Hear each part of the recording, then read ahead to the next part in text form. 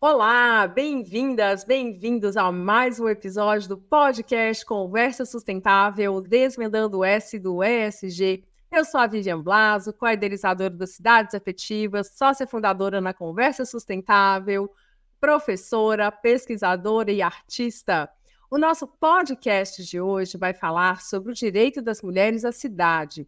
E para isso, a gente tem uma convidada mais do que especial, a Kelly Komatsu Hagopian. Ela é pós-doutoranda no Centro de Síntese Cidades Globais, do Instituto de Estudos Avançados da Universidade de São Paulo, e é a USP, doutora e mestra em Relações Internacionais pelo Instituto de Relações Internacionais da Universidade de São Paulo. Seus temas de atuação e de interesse de pesquisa envolvem questões urbanas, direito à cidade, política pública, subnacional, ocupação dos espaços públicos, rede de cidades, cooperação internacional, direitos humanos, estudos de gênero. E junto com a Kelly, eu estou aqui com Rafael Morales, especialista em ESG, professor, consultor na Conversa Sustentável, e o Sidney Cicoto Júnior, design de projetos e co-idealizador do Cidades Afetivas.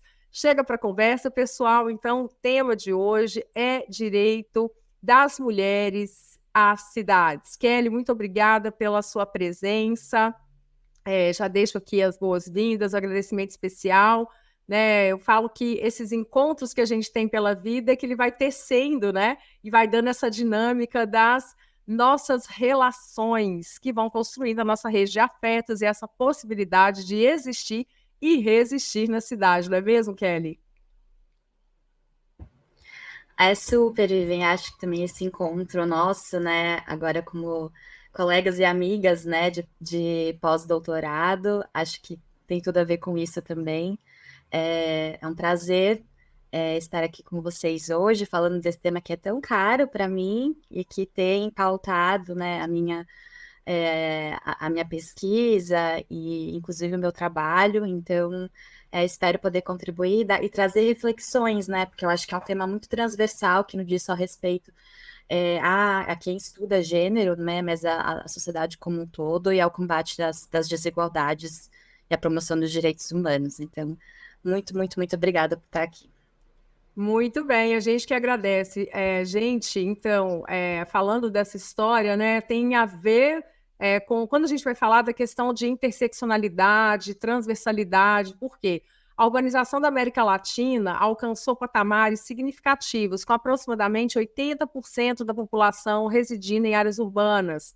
Esse processo ele traz consigo uma série de desafios, mas também muitas oportunidades, especialmente no que tange à garantia dos direitos dos cidadãos e à promoção da igualdade de gênero nos centros urbanos.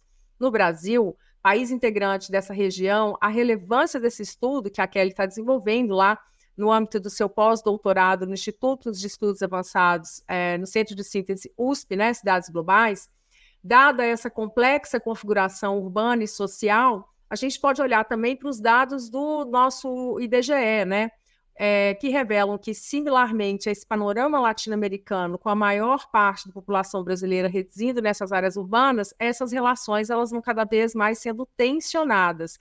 Então, segundo o censo de 2020, a proporção ultrapassa os 80% de pessoas residindo nas cidades, que é um reflexo dessa urbanização, e com isso vai demarcando um território também fértil de muitas desigualdades. Então, por isso, é importante a gente pensar no âmbito das políticas públicas que sejam mais focadas em equidade e inclusão, abordando, então, aí essa proposta da Kelly de uma forma interdisciplinar a questão da ciência, da política, dos estudos feministas, do urbanismo, a questão das políticas públicas, para que a gente possa entender as várias faces desse fenômeno e trazer o seu direito à cidade a todas as mulheres de uma forma mais ampla.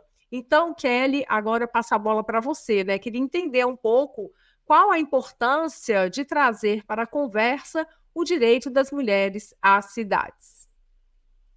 Bom, acho que a primeira coisa é talvez esclarecer, o que é direito à cidade, porque para a gente que está estudando tanto e falando tanto desse tema, pode parecer até um pouco óbvio e uma discussão que já vem acontecendo já há muitos anos, mas não é consensual e nem evidente do que é o direito à cidade. Mesmo na discussão teórica, conceitual, é um conceito ainda, é um termo em disputa, é um termo em construção. O termo foi cunhado no final dos anos 60, num contexto francês, né, em Paris, então numa realidade bem específica, né, de mobilizações populares na França. É, esse conceito acaba, acho que, atravessando as décadas e sendo retomado, imobilizado e reconfigurado por diferentes grupos sociais. E aí que eu dou destaque não só para a academia, né, que acho que a academia francesa, a academia brasileira, que, né, de alguma forma tiveram grandes intercâmbios, né, de conhecimento, mas também pelos movimentos sociais urbanos que passaram, né, a ter momentos de interação, por exemplo, nos fóruns sociais mundiais, enfim. Então, a gente tem esse processo de difusão desse conceito e ele é reinterpretado e traduzido para realidades diferentes. Ainda que a gente não possa definir, né, de forma exata, o direito à cidade é isso. Eu acho que, e aí eu cito a Bianca Tavolari, que é uma pesquisadora do tema, que acho que a potência desse conceito é porque ele consegue reunir ela chama de denominador comum, diferentes demandas sociais no contexto urbano. Então, quando a gente fala de direito à participação política nas cidades, de construção de uma cidade, de fato, pela participação popular, o direito à moradia adequada, o direito a espaços públicos seguros, o direito a estar na cidade, né, de vivenciar a cidade, a mobilidade, e aí isso se relaciona com o direito à mobilidade urbana. Essas diferentes demandas sociais, que normalmente são pautadas por diferentes grupos, né, da sociedade civil, podem reivindicar o direito à cidade de uma forma única, e aí acho que potencializar, né, essas demandas, e acho que dá amplitude, né, para as demandas. E aí, quando a gente pensa, e aí, quando o termo foi cunhado no contexto da França, ele não tinha essa perspectiva, né, interseccional, não levava em consideração a questão de gênero, até porque o Lefebvre ele é um geógrafo marxista, então acho que ele dava prioridade para a questão de classe. Então, a questão de gênero ela passa invisibilizada, né, nessa conceituação. E o que as feministas, urbanas feministas, geógrafas, começam a tentar chamar atenção é que esse direito à cidade, ele acaba garantindo, a gente só falar de direito à cidade sem levar em consideração esses marcadores sociais, qualquer política que a gente pense, né, de garantia de direitos na cidade acaba beneficiando sempre o grupo, que é o grupo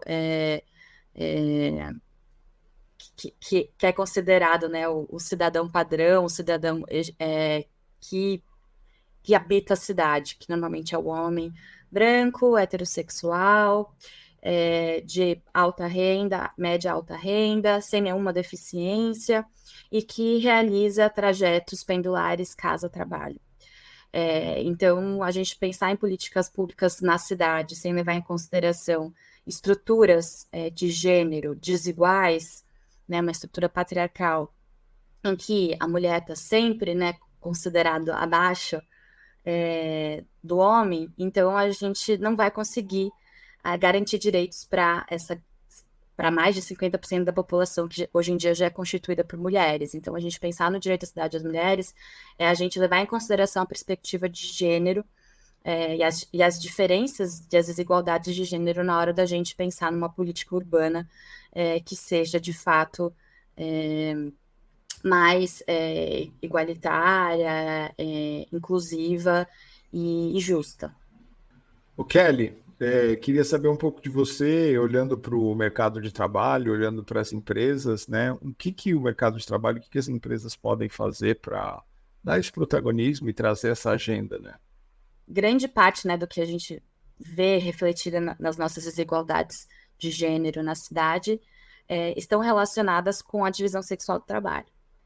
Então, ainda aquela visão, né, de que o trabalho reprodutivo e doméstico, ele acaba sendo naturalizado como uma função das mulheres, ainda que a gente saiba que cada vez mais as mulheres estão, né, no mercado de trabalho formal, produtivo, e que, então, na verdade, isso acaba gerando uma sobrecarga e jornadas duplas, triplas de trabalho. E aí a gente entra toda numa discussão, né, sobre a questão de cuidados, né, e como a nossa sociedade invisibiliza a questão dos cuidados e desvaloriza as pessoas que realizam esses cuidados. Acredito que o mercado de trabalho, os empregadores, têm, acho que cada vez mais discutido essa questão de como a vida é, a vida privada, ela também é pública e o público é privado, então a gente não pode fazer essa divisão tão em caixas separadas. Então, o que acontece no âmbito privado, ou seja, uma mulher, por exemplo, que está empregada formalmente em uma empresa e ela entra em licença maternidade, né? Quais são as diferentes inseguranças que ela passa, quanto que a empresa de fato tem uma política que leva em consideração a centralidade desse trabalho reprodutivo que ela está fazendo, que dê os direitos que ela precisa. E isso a gente vê que tem entrado mais, né, na pauta, mas ainda a gente tem licenças paternidade e maternidade muito diferentes uma das outras, que eu acho que uma reivindicação, inclusive, né, dos movimentos feministas, da gente não só aumentar a licença maternidade, mas tentar também aumentar a licença paternidade, porque a gente só falar de licença maternidade é dizer que a responsabilidade é realmente das mulheres. Então, eu acho que tem que trazer essa discussão de como o reprodutivo, que parece que não diz respeito a nada, né, da vida produtiva de dentro da empresa, tem muito a ver, sim, com a eficiência que aquela funcionária vai ter, a produtividade que ela vai ter, o bem-estar, né, para ela conseguir trabalhar bem. Então, acho que romper um pouco dessa barreira do que é vida privada, vida pública, porque essa divisão, na verdade, ela não existe e acho que essa falsa divisão acaba só prejudicando a vida das mulheres. Eu acho que é primeiro fazer com que as empresas entendam mais profundamente isso, né? Porque, pelo que a gente vê, poucas entendem e muitas vão num caminho de metas, objetivos, em que ele só vai para aquela questão mesmo de mostrar que tem um propósito ali a seguir, mas não olhar essa questão que ela é muito mais colocada e complexa, né?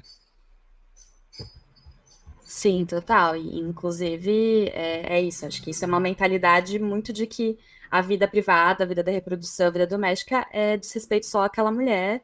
E aqui ela está no ambiente de trabalho. Então, é justamente reforçar essa divisão, que no fundo, né, acaba. Acho que a grande discussão aqui, né, é como a vida reprodutiva e as responsabilidades da reprodução, ela diz respeito a toda a sociedade, né? Então, não é a gente individualizar isso no papel da mulher, mas sim, o poder público tem um papel muito relevante, a empresa, né, o setor privado que emprega tem um papel muito relevante, as comunidades têm um papel muito relevante, as famílias têm um papel muito relevante. Então, isso tem que ser distribuído de forma justa, igualitária entre todos esses setores. Então, ter política pública, ter uma política trabalhista que leve em consideração uma comunidade que tem essas redes, né, de relação e é também a família, que também às vezes acaba cumprindo esse papel de forma única, né, sendo a única provedora, por exemplo, de um apoio em situações de cuidado. Sim. E levar essa discussão, né, torná-la mais pública, né, se fazer mais essa discussão. A gente vê pouco isso, né, a gente vê o caminho mais de ter um resultado imediato, né? E não mudar a forma como é visto o trabalho, né? Isso que você está trazendo, e eu acho que é isso que é importante reforçar, né? É isso, com certeza. Kelly, estava pensando aqui na questão que você falou no início lá dessa conceito lá do direito à cidade, e aí me veio à mente aqui uma série de questões, né? Outros conceitos que a gente tem, né? Que, na verdade, dialogam diretamente e vão ao encontro, né, dessa questão do direito à cidade, que é quando a gente fala de cidades inteligentes, cidades sustentáveis, cidades regenerativas, enfim. E nós temos um conceito aí de cidades cuidadoras, né? Que, que pensa esse contexto urbano a partir das necessidades, né? De promoção do bem-estar, da saúde, do direito ao meio ambiente que é saudável, né? Enfim, e numa perspectiva para os mais vulneráveis, né? Quem seriam os idosos, as crianças, as pessoas com deficiência, e nessa perspectiva dos direitos humanos, também pensando em vulnerabilidade, as mulheres também, né? Nessa perspectiva de um direito à cidade, mas uma cidade numa perspectiva de políticas públicas com um foco no cuidado, né? Então, assim, e isso implica uma série de desafios para o poder público, para as políticas públicas, né? Como implementar políticas públicas, né? Programas, projetos que, de fato, consigam alcançar, né, essa população, né? No caso, esses grupos, né? Idosos, crianças, mas eu quero especificamente falar aqui das mulheres,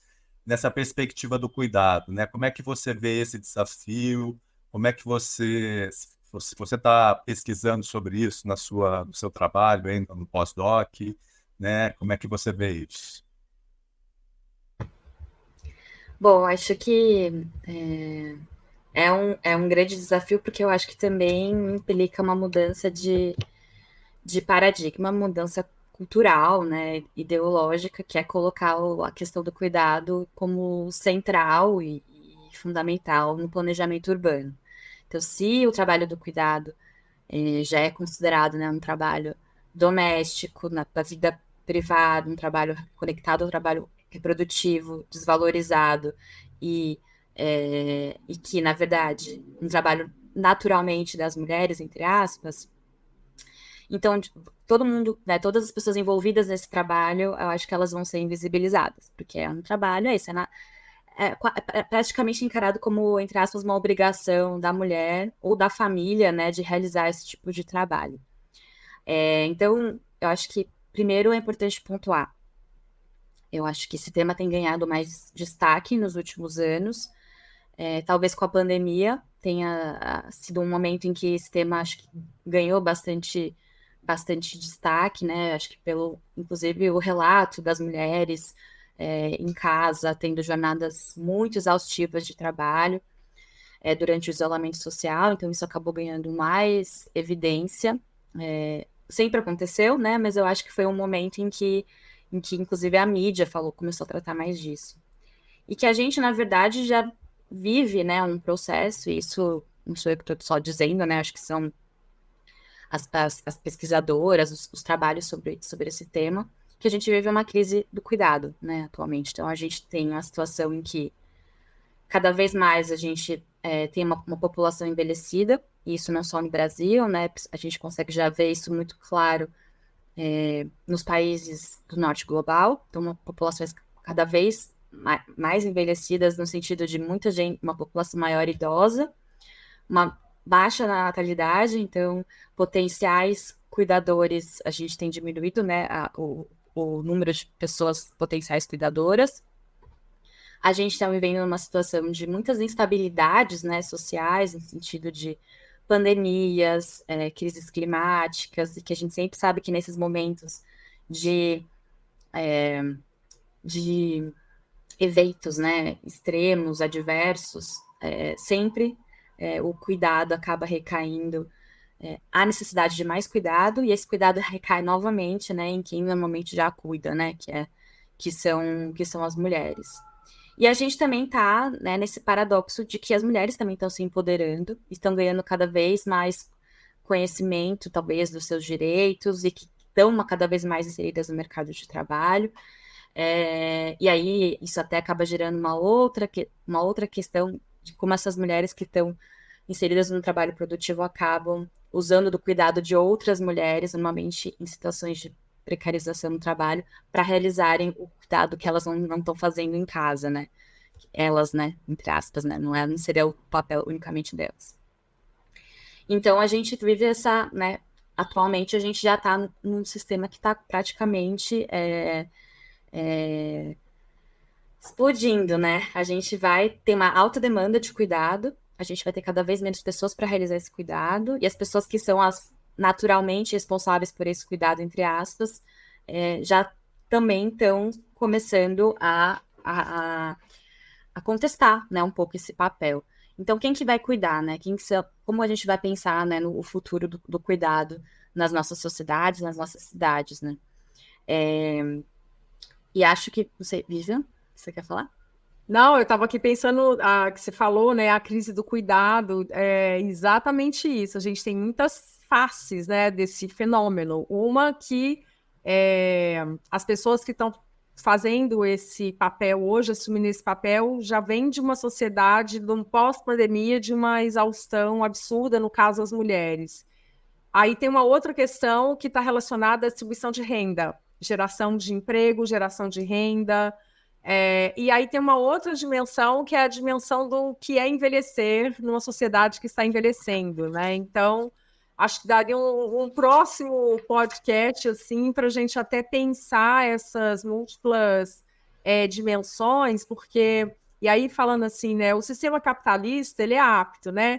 Mas ele não vai dar conta de abarcar, né, todas essas questões, porque a gente está no momento em que a desigualdade ela se amplifica, né? Então, mais uma questão aí para a gente pensar, né, do que seriam os possíveis caminhos dentro do que você colocou aqui até agora. E aí eu acho que converge muito que a gente tem visto recorrentemente, né, também, né, que é você pensar numa outra estrutura que não é essa estrutura hoje mais de cuidar, né? O cuidado, na verdade, como um enfrentamento coletivo, assim. Um cuidar que está relacionado a risco, um cuidar que está relacionado à precaução, um cuidar que está relacionado a... Sabe aquela coisa assim do SUS, tipo o médico da família, que ele vai lá e tudo que ele deveria fazer é investir na sua saúde, né? É para que você fique bem, para que você não tenha que usar o sistema, né? Infelizmente, a gente chegou, acho que num momento de sociedade que a gente faz as coisas faz a manutenção programada com o carro em funcionamento, não é? Ah, com certeza. E acho que isso que você traz, né? Quando você falou do SUS, é exatamente isso. Se o SUS não está respondendo às demandas de cuidado, que elas sempre vão existir, a gente sempre vai precisar de cuidado, né?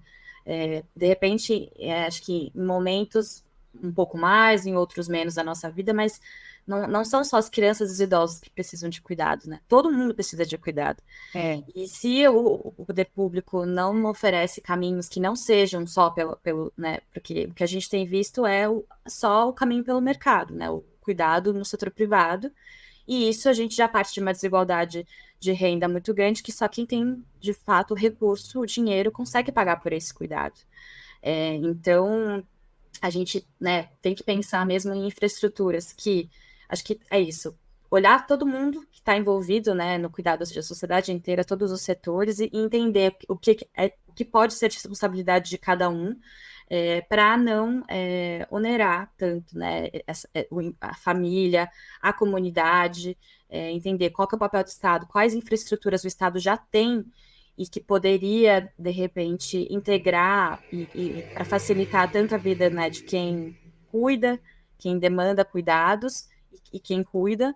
Então, se a gente, por exemplo, tem serviços adequados, né, para os grupos que precisam de cuidados, isso também acaba acaba dando mais autonomia para esses grupos e, dessa forma, também tirando um pouco, né, da intensidade de trabalho dos cuidadores.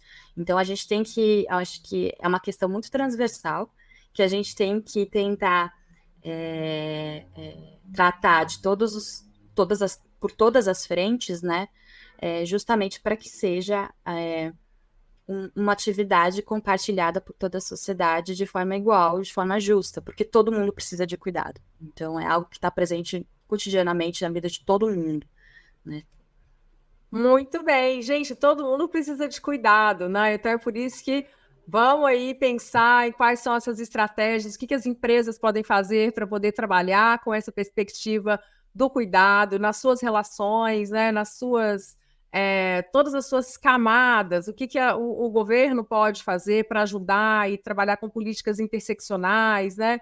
Que dê conta de abarcar a questão das diversidades. Eu já gostaria de agradecer a Kelly pela participação dela aqui no nosso podcast e dizer para vocês que nós, da Conversa Sustentável, temos como causa Cidades Afetivas, um observatório de práticas sustentáveis e regenerativas. O nosso propósito é inspirar pessoas, organizações a redesenharem suas comunidades de forma colaborativa, tornando-as mais generosas e regenerativas. O fato de sermos interdependentes, seres humanos e natureza, é fundamental que cuidemos das nossas comunidades, organizações, cidades, para regenerar os sistemas socioecológicos, tanto em escala local quanto global. O nosso podcast Conversa Sustentável acontece semanalmente, às segundas-feiras, às 9 da manhã, e você pode ouvi-lo nas melhores plataformas de áudio. Não esqueça de deixar o seu joinha e manda sugestão para a gente nos comentários. Vem conversar com a gente. Obrigada, pessoal. Até logo. Tchau.